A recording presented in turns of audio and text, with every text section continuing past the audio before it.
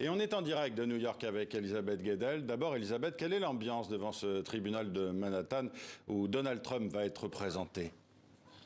Écoutez, on sent que la ville de New York se prépare à vivre cette journée historique ici, donc devant le tribunal. Tout d'abord, au pied du bâtiment, beaucoup de policiers, la police new-yorkaise qui travaille depuis des jours pour sécuriser le bâtiment en collaboration avec le Secret Service, vous savez, ces agents de protection des personnalités politiques dont bénéficie Donald Trump en tant qu'ancien président des États-Unis. Donc, une forte présence policière, des barrières partout, tout est barricadé, tout est sécurisé, donc au pied de ce bâtiment. Puis de l'autre côté, beaucoup de journalistes, des curieux qui espèrent entrepercevoir Donald Trump arriver en voiture tout à l'heure.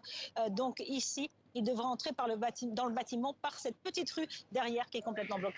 Elisabeth, comment va se dérouler cette journée? Donald Trump a déjà indiqué qu'il s'exprimera en Floride ce soir après sa comparution.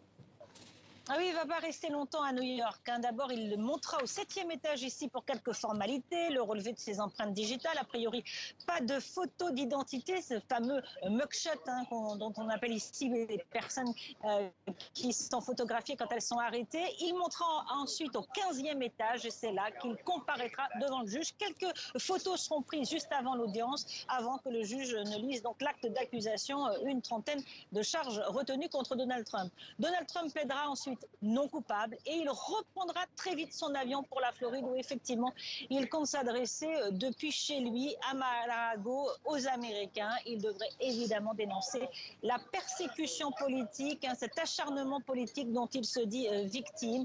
Ce sera le début d'une très longue bataille judiciaire pour lui et ses avocats.